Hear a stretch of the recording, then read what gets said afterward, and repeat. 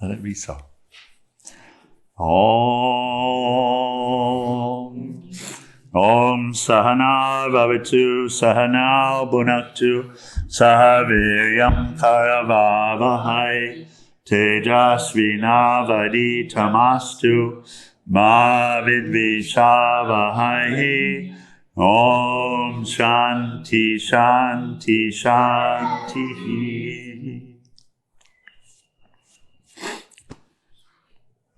And below Satguru Sivananda Saraswati, for all the saints and sages of all the traditions. Hari Om Tat Sat. There's a myth that Sunday is a day of rest. The thing is, when we rest, that's when the mind attacks us the most. So rest, yes, but alert. Calm maybe is a better word than rest. So we were talking yesterday about obnoxious thoughts, and this is the part, chapter 6, where Swami Sivananda is sharing different techniques. Pratipaksha Bhavana, we've taken some time with the replacement of one thought, a negative thought groove or a negative thought that's coming with a beneficial thought. We say positive. People often think positive means like idle, joyful kind of a thing, but positive, beneficial. So he used the example of when anger comes, replace it with acceptance or love, like this. So, obnoxious thoughts is what we were just talking about. And he reminds you're away from God when you entertain useless thoughts. And entertaining is what we normally would call thinking. So contemplating, rolling something around. And we were talking a couple of days ago. It's very funny how, the clouds pass by and it's fine. We let them pass by. But a thought passes or starts to pass and it catches a resonance, usually related to something happening. And some thought will arise and it catches some resonance. And then before long, we're stewing in it. Entertaining it is an intro. But important note is that we're away from God. We're only with God when we take ourselves to be with God. And that has to be an active state. It's not a passive state. Maya is so strong. And Maya is God. And if you really contemplate and think about it actively, you get it. And you recognize that even this stuff is God's stuff. Even the things that are arising are God's. But if we're passive, then we're overcome by it. We have satsang. And generally during satsang, it's uplifting, sattvic, the discussion, the chanting, the meditation, all of the practices. When Sangha comes together and really genuinely engages together, it's quite uplifting. But then it's like we walk out of the room and the wave comes back over us. And that's... but he's giving us the techniques by which we can get past that. He says, do not allow the mind to run into old grooves and to have its own ways and habits, and be on the careful watch. So be looking out. If a pebble in our boot torments us, we expel it. We take off the boot and shake it out. Once the matter is fairly understood, it is just as easy to expel an intruding and obnoxious thought from the mind. About this, there ought to be no doubt. No two options. The thing is obvious, clear, and unmistakable. What to do? It should be as easy to expel an obnoxious thought from your mind as it is to shake a stone out of your shoe. Until one can do that, it's just nonsense to talk about his ascendancy and conquest over nature. He's a mere slave and prey to the bat-winged phantoms that flit through the corridor of his brain. Swami Sivananda is very direct. He wants us to understand just two options. Either be controlled by the thoughts or take your life back, which requires you to have control of the thoughts. Master worldly thoughts next. Worldly thoughts will trouble you a lot in the beginning of your new life of thought culture. An example of a worldly thought, anything. Just trying to see if we can catch what are worldly thoughts. I need coffee. Yeah, coffee. I need coffee. Yeah. Anything else? More money. More money. Sorry? Stock market. Stock market. More money. That's a common theme. Really, anything related to duality is a worldly thought, interestingly. So he, she, he's nice, she's pretty, this kind of stuff. These are also worldly thoughts. And mind will speak up and say, yeah, but they're innocent enough. It's just, when we see where they go, then we don't take them to be so innocent anymore. I don't want to use that one. We use the croissant one enough, so. But it's a good story. It's a very good story.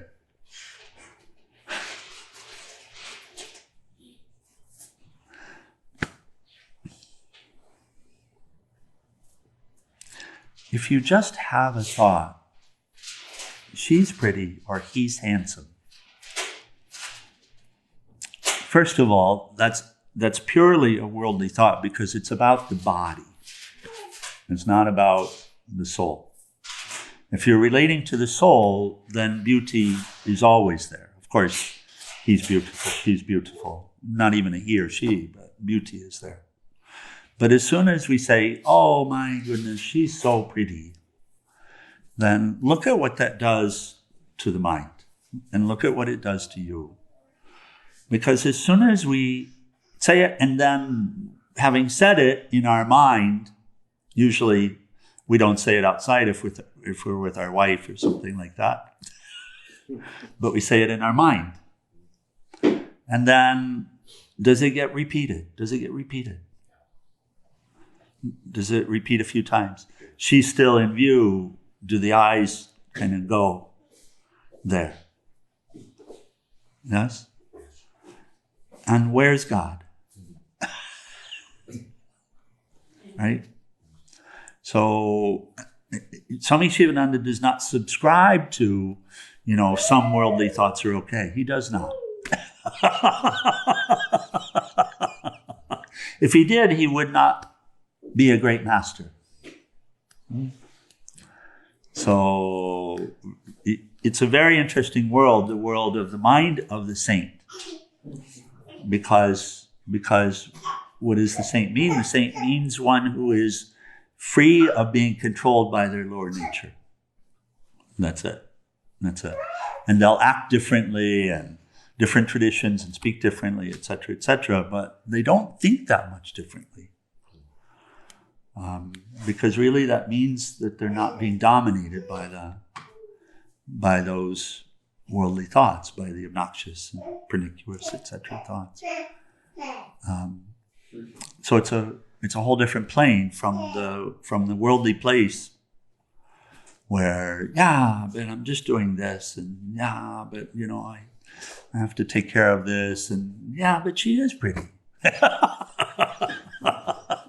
These are attacks that we suffer. So if we can catch that, can we see what it does to us? Can you see it?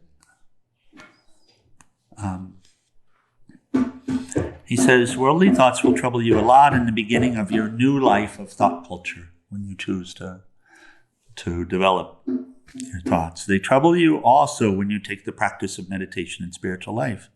But if you are regular in your cultivation of spiritual thoughts and in your meditation, these worldly thoughts will gradually die by themselves. And again, Pratipaksha Bhavana is going to be the primary to keep coming back to that saint that is your ideal or communication with God. How to change that up right away. We were having a little of this conversation yesterday. Dear Lord, this is not what I want to think of right now. I want to think of you. Please help me. Huh? Just like that. Yes? Because now all of a sudden you're talking to God and you can add to it.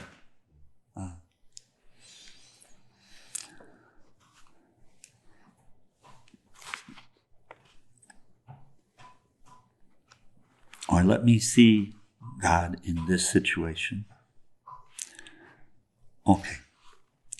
Meditation is a fire to burn these thoughts. Do not try to drive away all worldly thoughts. Entertain positive thoughts concerning the object of your meditation. Positively think of the lofty things. Watch your mind always very carefully. Be vigilant, be on the alert. Do not allow waves of irritability, jealousy, anger, hatred, lust to rise from the mind. These dark waves and worldly thoughts are enemies of meditation, peace, and wisdom. Conquer them immediately by entertaining sublime divine thoughts. Worldly thoughts that have arisen may be destroyed by originating good thoughts and maintaining them by repeating any mantra or the name of the Lord, by thinking on any form of the Lord, by practice of pranayama, by singing the name of the Lord, by doing good actions, by thinking on the misery that arises from the worldly thoughts. I'll just share something related here. When we can realize that we're being attacked by a thought that's a groove for us, when you catch that. So we have a mantra, you have a mantra. You have a mantra. We tend to use mantras a lot. So really the guidance is to repeat the mantra all the time in the mind. But we can, in repeating it, it can become rote, just a repetition without any meaning whatsoever. It's better if it has meaning. It's better if we're actually devotionally related to. So the mantra, Om Namo Narayanaya, for example, the peace mantra. If I just chant it in the mind, then it cuts a groove and it continues. And it's very, very helpful. But if I bring the feeling, the bhavana, dear Lord, may your peace reach all of the corners of the world. May it reach the dark corners of this person who's really struggling right now. May they experience the peace of your name. I'd like to offer this, that it may be so. And then you chant the mantra. And if you can keep in that bhavana, do you see what happens with it? It brings the practice alive. And it wants to be a living practice, not although I'll tell you, it's better if we just repeat it over and over again. It's better than most anything else we could do mentally. I actually saw this great Vedantin teacher, great Vedantin, Swami Sarva-Priyananda, and we talk about him often. Every now and then we watch his talks and such. He's. Do you know the name? Do you know of him? So you should bookmark his YouTube channel or something like that. It's Ramakrishna lineage. So he's Vedanta Society of New York. He oversees the New York Center of Vedanta Society. We had met here 4 years ago, I think it was. And that was the first time I came to know of him, and we keep spreading the word whenever we can. And he's a great Vedantin. He is a scholar and a realized one. So, and we were having some discussion about mantra a few months ago. And so I Googled Swami Sarva-Priyananda mantra. I'd never heard him talk about mantra. And it was a short talk, and he said, when you realize what most of your thoughts are doing, why would you not just chant mantra all of the time in your mind? This is the great Vedanta. But even better if we can connect with it or find a way to offer it like this. And then, progress. When you attain a state of purity, no worldly thoughts will take their rise in your mind. At some point, this is true. There won't be any worldly thoughts anymore. There won't be any, oh my, she's pretty, because you've learned to connect in a deeper way and to utilize the thoughts to serve, to be a benefit. And you wouldn't do that. You wouldn't do that because you would know that that thought itself objectifies the soul and brings pain. Right? So at that point, you wouldn't do it. And recognizing that factor early on will help us to have the motivation to do the work, to be free of them. Conquer impure thoughts. When you're very busy in your daily work, you may not harbor any impure thought. But when you take rest, here was the point, and leave the mind blank, the impure thoughts will try to enter insidiously. And you must be careful when the mind is relaxed. Thoughts gain strength by repetition. And this is one of the techniques he gives us here. Thoughts gain strength by repetition. If you entertain an impure thought or good thought once, this impure thought or good thought has a tendency to recur again. So much of the battle in the thought is intentionally cultivating beneficial thought and really developing that as a practice, seeing it, and just, which means you walk through the library, you pick up a book. You don't just walk in and sit down. You walk into the library, you pick up a book, you look and you say, what looks interesting now? Just offering as a practice. And you take a moment and read something inspiring. And now you can think about that. And when the guest comes in, I just read this book, you might be interested. Instead of, how are you today? What's up? What's new in your life? Just saying.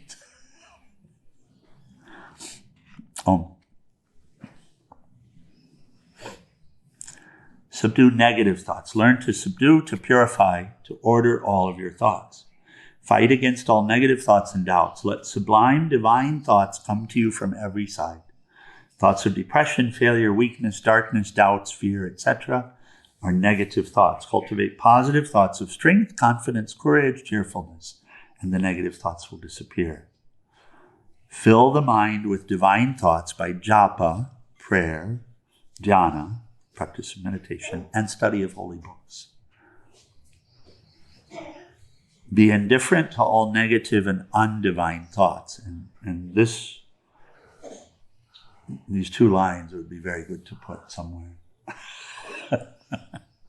Fill the mind with divine thoughts. How? Japa, repeating a mantra.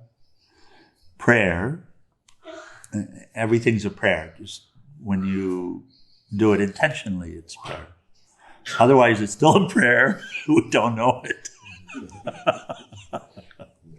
I had shared with you yesterday that Center for Spiritual Living, one of the teachers in the CSL tradition, somehow I had tuned to a talk that she was giving, and I watched just a little bit of it. But the theme, she was with the congregation, and she was saying, how often do you talk to God? Do you talk to God enough? And everybody was saying, no. And she said, do you realize that you're always talking to God? And that hits. And that's the truth. And that's the truth. The only difference between unintentional and intentional is what we'd call prayer. Prayer, of course, isn't about asking for something. It's just about connecting with the Lord, with the highest, the absolute. So when you do it intentionally, we could call it prayer. We were discussing yesterday, and this prayer, and the guidance that I share is even just banter, just talk. Everything you talk about inside during the day, make sure that you're talking with God about it. I don't feel good, Lord. You don't have to ask. Dear Lord, I'm really having a tough time right now. You don't have to ask for something. Just bring that awareness in. And when you talk with someone in front of you, recognize that you're talking with a form of God. Right? That helps so much. It brings an awareness into the communication and into the thought. And when we were discussing this, you brought up the Bhagavatam, some of the stories of the really dastardly characters in the Bhagavatam who get enlightenment even though they hate God. You think you have to love God. That's advisable. But really what you have to do is think about God all the time. One's called the path of light, the other's called the path of darkness, but they keep white. Really, there are stories where so-and-so, and I won't recall the name at the moment, it would eventually come, but hated Vishnu so much that he had resolved to kill 1,000 people in Vishnu's name. And when he got to the 1,000th, because all that time he had never thought of anyone but Vishnu. It screws with your notions of what you're supposed to do, but it's helpful to the perspective that it's just reinforcing that it doesn't make any difference what topic you bring up with God, it will always be beneficial. Mother, it will always be beneficial. And in cleaning up your thoughts, you're not alone. Right? You take on the pressure of the world when you think, I have to do something by myself. But in truth, you can't do anything anyway. If you remember our Bhagavad-Gīta teaching, all you can do is will it, so.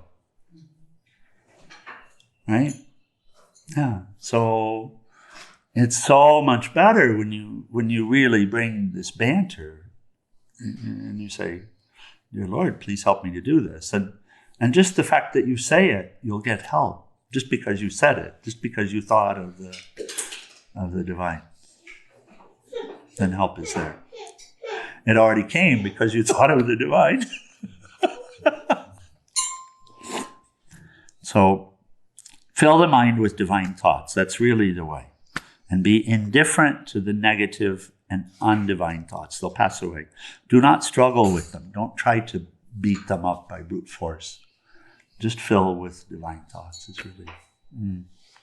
He says, read the lives of saints. And we talk about this a lot. We were discussing. Just find a saint that you relate to. And it's not so much about studying the Bhagavatam, for example, but read about Srila Prabhupada. Read his story. Read what he has to say about his life. Swami Sivananda autobiography is great. Yogananda, of course, is famous. Autobiography of Yogi. Reading about them. I'll tell you one of the absolute best, maybe the best. There can't be one better. Is Story of a Soul, which is Saint Therese de Lisieux. She wrote it. She wrote it when she was racked with tuberculosis at the age of 22. She had come to convent. She was the youngest of this particular order, Sisters of It'll Come. She came at the age of 16. And the cough came by 19 or 20, something like that. But so completely devoted. She saw herself as child of Jesus. She only ever thought of Jesus. And the Story of a Soul, we watched the movie a few times, the documentary, which is based on it. It's only an hour long. It's in terms of spiritual movies, it's right at the top of the list as well. But the book itself is not a long read. We have it here. It's about this big, but it's profound, and it really takes you into the life of the saint. The life of a saint is not what they do outside. The life of a saint is what they do inside.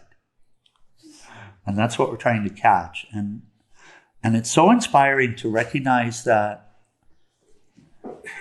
they were like us. In fact, she tells of her childhood, she was demonic in a lot of her behaviors. She didn't use the word possessed, and I'm not trying to say like possession and exorcism and like that. That's a little out there, but we all have demons within us, and that's what's the demonic nature. This is in the Gita as well. Worldly thoughts are arising from the demonic nature. Anything that takes us away from God, thought of God, etc. Yeah, it's not like the Satan of the Bible. We're not talking about that. We're talking about the demonic nature that is within, that is urging us towards thoughts and words and actions that are not beneficial, and that justifies them, etc. And that really is an issue for us all. What's the name of the saint in the book? Saint Therese de Lisieux, Story of a Soul. Story of a Soul. It's, oh my God.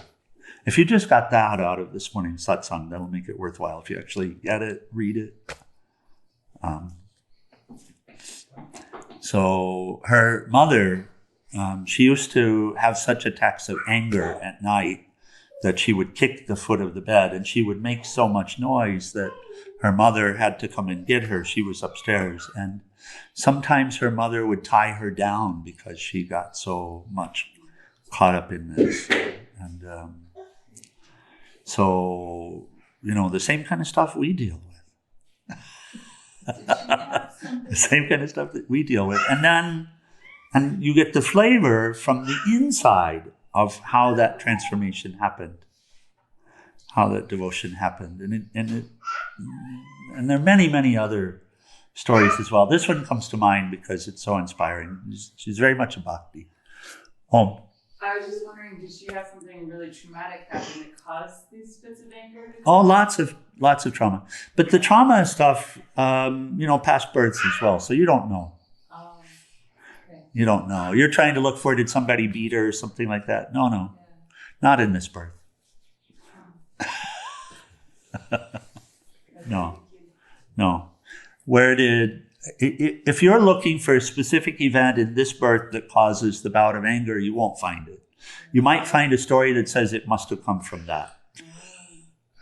But there will be prior stories as well. And honestly, whenever there is the feeling of separation, anger will accompany it. Anger and desire are the same. Anger and desire are the same. And if you look at the way it goes with desire, if you get what you want, that didn't give you what you wanted from it. And so self-directed anger will often come, self-deprecation and like that. If you don't get what you want, then it was someone else's fault. There's some villain who looked there. And so anger will come. In your relationship, you don't get happiness from him. So, and he behaves a certain way. And you think that if he behaved a different way, if he came in and comforted you, whatever, then you would have happiness. And so anger will arise. It's not logical, but it is connected to desire. It's the same as desire. So much can trigger it. And the cure for anger is to know who you are and to know who he is, ultimately. But in the meantime, we bring the divine thoughts. And really, this one point we wanted to make a big point of. Reading of the lives of the saints. Avatara is Vishnu taking birth in this form or that form. And that's amazing, and you can worship the Avatara, and you can be proud of how you're a disciple of an Avatara and all of this. But if you really want to get into the nitty-gritty, you revere a saint and you study the saint. Because the saint had all of the baggage and found the way out. And that's... Oh, okay, we'll close with that this morning. I just took the time. Subdue negative thoughts. Fill the mind with divine thoughts by japa, prayer, dhyana, and the study of holy books. Be indifferent. Pray to God for strength. Read the lives of saints. Study the Bhagavata and the Ramayana. All devotees have passed through similar ordeals. Take heart. And that's an important point. What the saints show us is the way out, but the truth is everyone's dealing with the same stuff we are. So, but you can come out of it, and that's what they help us to understand. Oh. Okay. Anything, Hari? Yeah. All right. Any questions or comments? Sometimes Swami Sivananda, he's so direct that he can sound proselytizing in a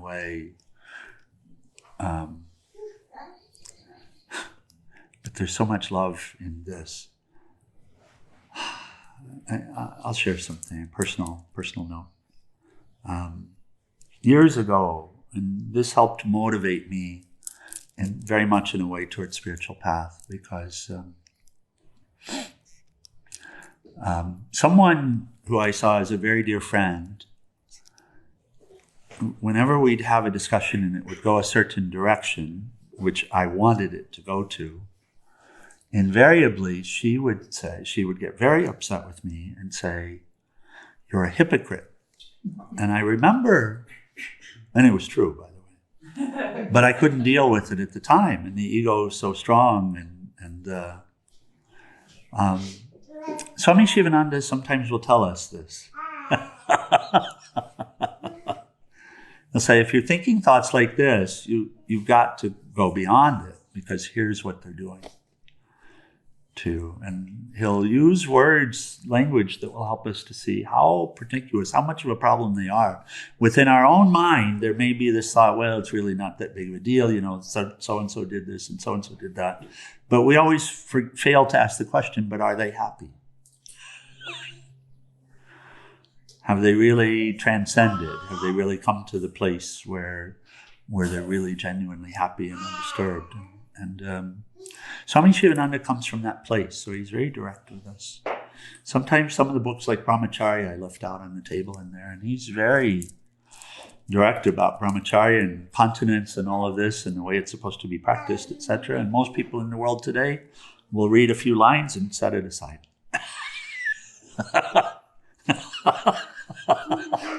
But that doesn't change the fact that he's right.